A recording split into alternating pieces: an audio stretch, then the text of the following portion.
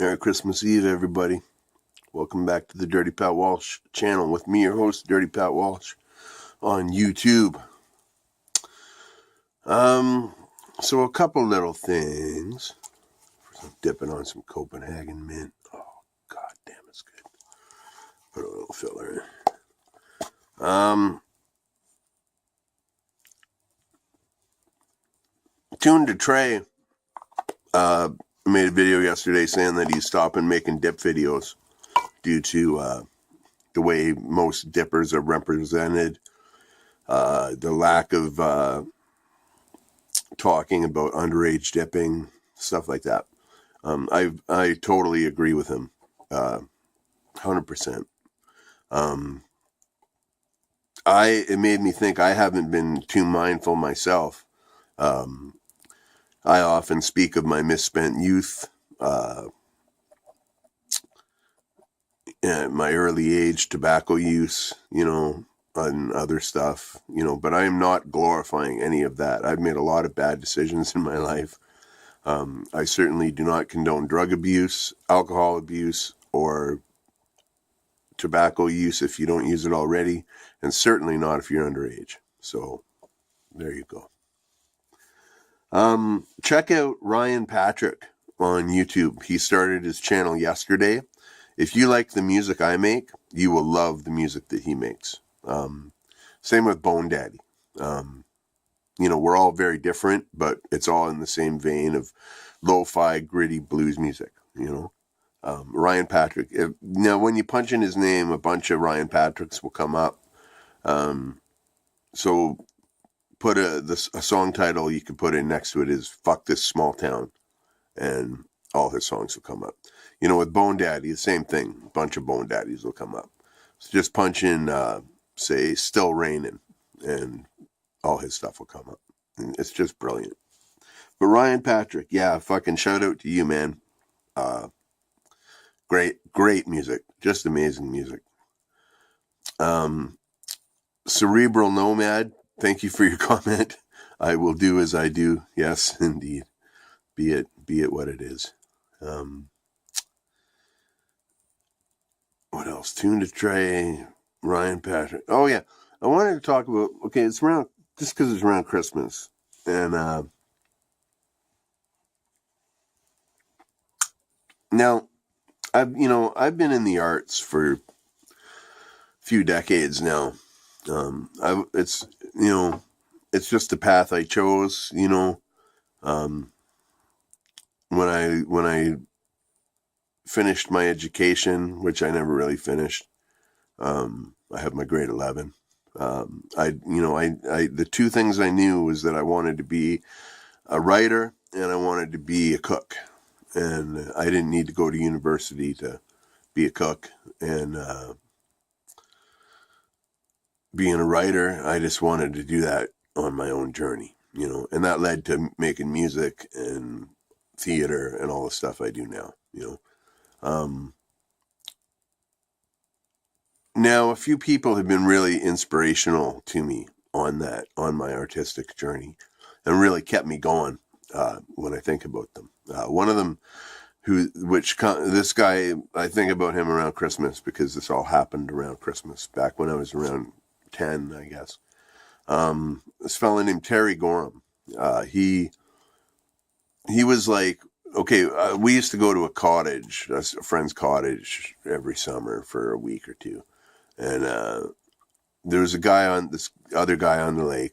He was like the older brother of one of the kids on the lake, who was our age. And he was 22, and he was like a musician. He sang us dirty songs on his guitar. He was hilarious to be with, fun to be around. The older guy you could look up to, And he made 8mm movies of little science fiction horror movies and stuff. Now, we were up at the lake, and there's lots of swamp, so he was making a swamp monster movie, right? And he would make, it was the early 80s, so special effects in movies were of that, if you've ever seen 80s horror movies. But he would make like like a cut off arm, and it would look like a cut off arm. He made like a replica of all of our heads because we all got beheaded, and they looked amazing. The monster looked incredible. Everything was. He was very, very good at what he did. And he used to send his movies off to the big production companies in hopes of getting a job, because that's what he was studying. That's what he wanted to do, was film, right? Special effects in film. Anyhow, he was going to visit his family around Christmas, and it would have been around 1980 or 1981, I guess. I was quite young. I'm not too clear on the date. But anyway, his car locked up on a train track on the ice, and he got hit by a train and it killed him instantly, and which was tragic, and we were all very, very sad. And now the ironic thing is or whatever, if you call it irony, Terry had sent off this movie that he'd made with all of us kids in it to Steven Spielberg's, whoever he was working for, Steven Spielberg, to see if he could work on his stuff with him. And 2 weeks after Terry died, he got a call from Steven Spielberg's offices wanting him to work on the special effects for E.T. So Terry would have made it.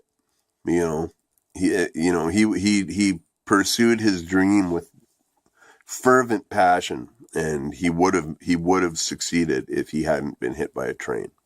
So that makes me think of two things. One, never ever take your own mortality for granted. Live every day to its fullest, because it could be your last. No, I don't mean that in a morbid way, but enjoy your life. Our time here is short. And the other thing it makes me think of is to never ever give up on your dreams.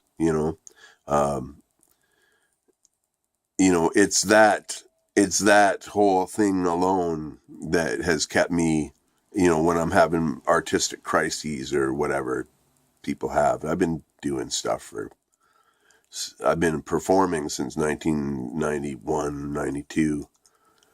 I've been doing stuff for a while. And, yeah, so I think of Terry, and he just did it. He just fucking worked it, and he would have been successful, So, and when I look at my life, I'm disabled. I'm home. I used to do lots of stuff. I used to tour all over and make records and do kind of cool stuff. I still make records, but now I tour the world daily on YouTube, but I definitely feel successful in what I've done with my life. I've achieved all my dreams, for sure. I've toured all over. I've made records. I made award-winning records. Played a million shows. Played with bands I love. Met tons of musicians that I admire and love. I've had tons of my plays put on stage. Had a book published once, my plays. All kinds of stuff, and it's just with the thought is just, another thing that was told me by an artist that I greatly admire is, there's never any defining moment in an artistic career. There's never a moment where you get scooped up like on X Factor or whatever, and you're instantly a star, to the usual person. It's an artistic career is just and it goes with any career that you love and enjoy, or anything really. It's just a series of small events that all add up to something bigger when you add it all up, so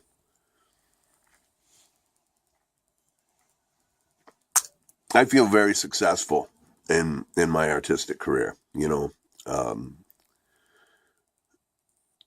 even now, like, I have a record coming out in half a month, and things are going good, So I always think of Terry this time of year. So cheers to Terry Gorham.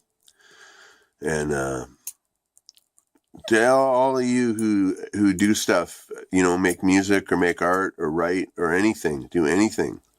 Just make YouTube content, just do it. Just, I always say it's better to do something and regret it than not do something and regret it. Because if you don't do it, you never know,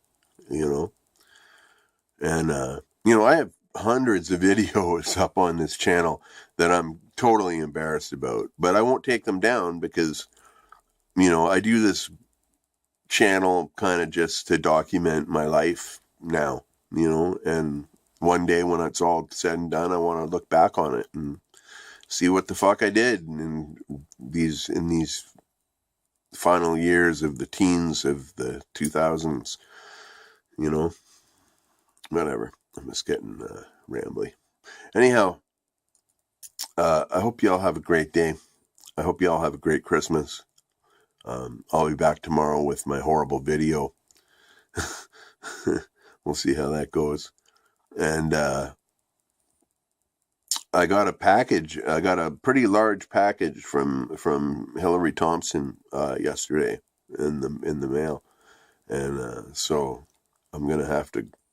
I can't open it till Christmas, so I'm gonna have to open that up, see what's in there.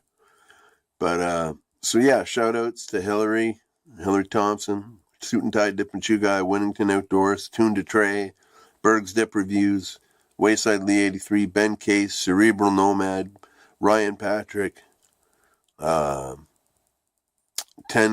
subs with 10 videos, Louisiana Man 38, Real Talk Studios, of course.